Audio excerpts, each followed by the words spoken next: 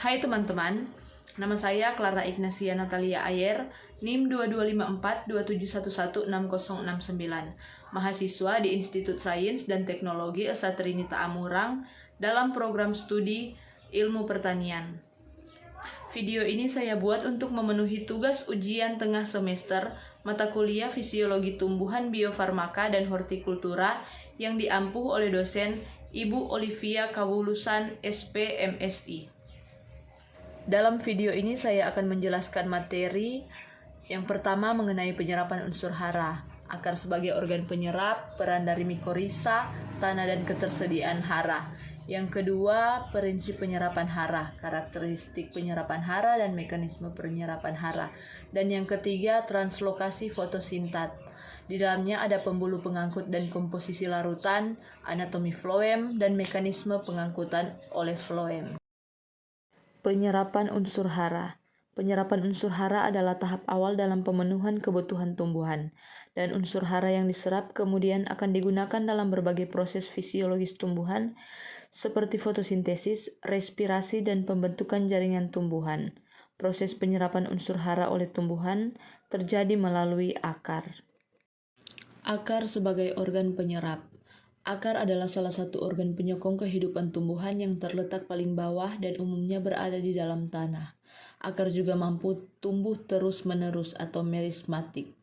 Akar memiliki bagian luar terdiri atas kaliptra atau tudung akar, rambut atau bulu akar, dan titik tumbuh.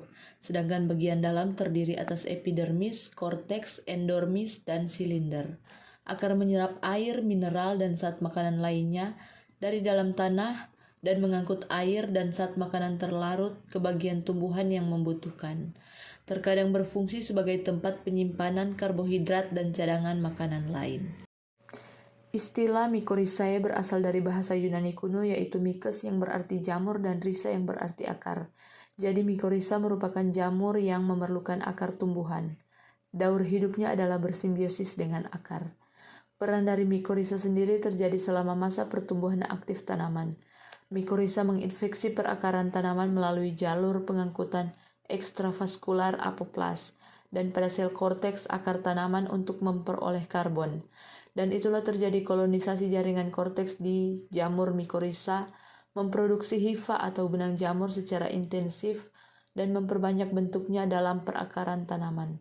Jadi jaringan akar dalam tanah menjadi lebih menyebar luas sehingga kapasitas penyerapan air dan hara oleh akar lebih tinggi.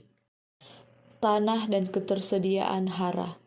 Tanah berperan sebagai tempat atau media tanaman untuk tumbuh dan berkembang, juga mampu menyediakan air serta berbagai macam unsur mikro-makro yang diserap oleh akar menjadi makanan tumbuhan. Sehingga kesuburan tanaman tergantung pada kandungan unsur hara dalam tanah. Unsur-unsur hara mineral berada dalam beragam bentuk dan tidak semuanya dapat diserap dan dimanfaatkan tanaman.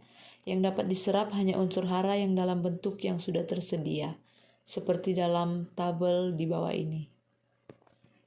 Ketersediaan unsur hara di dalam tanah sangat bergantung pada pH tanah, kadar bahan organik tanah, kadar dan tipe clay tanah, keadaan oksidasi reduksi, kadar garam dan mineral tanah. Prinsip penyerapan hara. Prinsipnya adalah unsur hara bermanfaat bagi tanaman apabila tersedia di zona penyerapan tanaman atau di lingkungan sekitar. Dalam hal ini hara harus berada di sekitar akar dan daun, serta berada dalam bentuk yang sudah tersedia yang akan diserap. Misalnya, nitrogen dimanfaatkan tanaman dalam bentuk amonium NH4+ pada kondisi alkalin dan nitrat NO3- dalam kondisi asam berupa gas N2 melalui fiksasi oleh simbiosis dengan bakteri, dan fosfor dimanfaatkan tanaman dalam bentuk HPO4 2- dan H2PO4-. Karakteristik penyerapan hara. Kemampuan tanaman dalam menyerap unsur hara sangat spesifik. Juga keberadaannya dalam tanaman bervariasi. 95% biomasa tanaman dibentuk oleh 3 unsur hara saja, yaitu karbon, oksigen, dan hidrogen.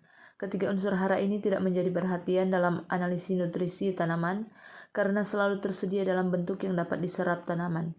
Juga disebut sebagai hara non-mineral, karena tidak berasal dari mineral di dalam tanah, tetapi memegang peran penting dalam proses fotosintesis. Keberadaan unsur hara mineral hanya 5% dalam biomasa tanaman, diserap dalam bentuk ion dan berasal dari dalam tanah.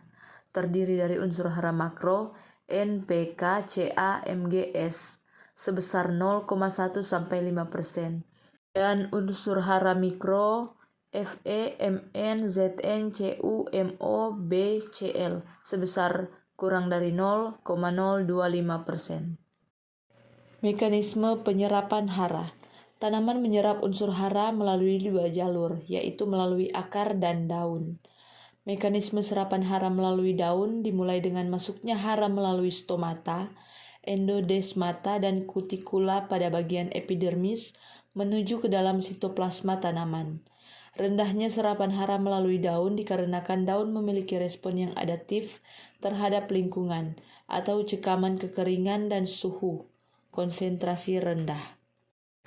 Mekanisme penyerapan hara melalui akar terbagi 3, yaitu aliran massa, difusi, dan intersepsi akar.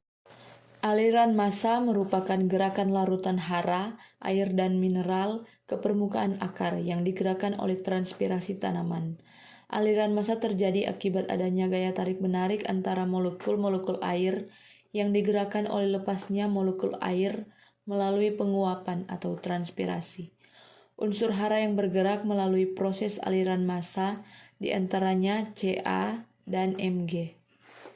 Difusi. Difusi merupakan peristiwa bergeraknya molekul-molekul dari daerah konsentrasi tinggi ke daerah konsentrasi rendah karena adanya perbedaan konsentrasi.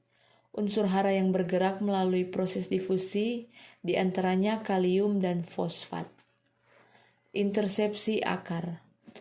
Intersepsi akar terjadi akibat dari pertumbuhan akar dari pendek menjadi lebih panjang, dari tidak berkecabang menjadi berkecabang, dari berkecabang sedikit menjadi berkecabang banyak. Dari bertumbuhnya akar ini sehingga dapat menjangkau bagian-bagian media tanaman yang tadinya tidak terjangkau oleh akar, sehingga bertambah pula unsur hara yang bisa kontak dengan permukaan bulu-bulu akar yang dapat diserap oleh akar tanaman.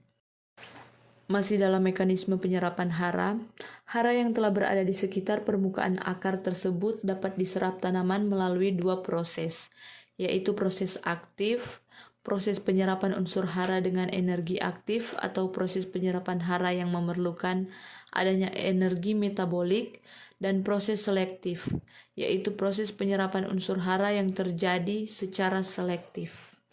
Translokasi fotosintat. Translokasi fotosintat merupakan penyaluran fotosintat atau gula yang terjadi dari sel penghasil menuju ke sel gudang.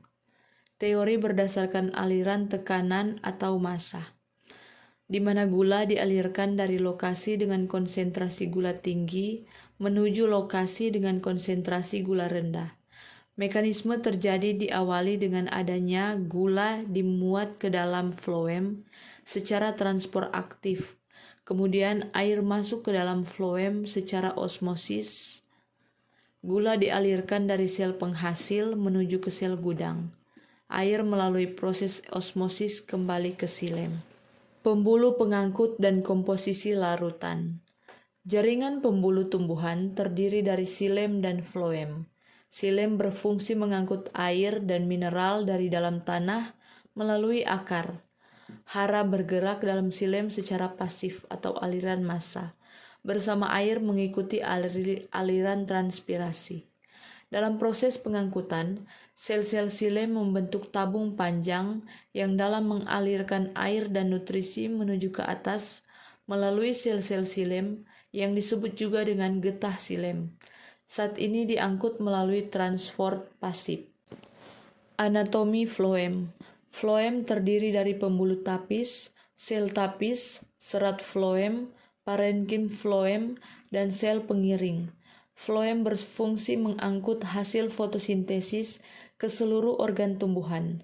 Zat-zat yang ditranslokasikan utamanya berupa karbohidrat, dan sukrosa merupakan gula yang paling banyak ditranslokasikan. Getah floem juga berisi molekul organik lainnya seperti asam amino, hormon, dan ion anorganik. Mekanisme pengangkutan melalui floem. Pengangkutan hasil fotosintesis dari daun ke seluruh bagian tumbuhan terjadi melalui jaringan floem. Pengangkutan pada pembuluh floem dapat berlangsung ke segala arah, yaitu dari sumber gula atau tempat penyimpanan hasil fotosintesis ke organ tumbuhan yang memerlukannya. Contohnya seperti penyimpanan gula.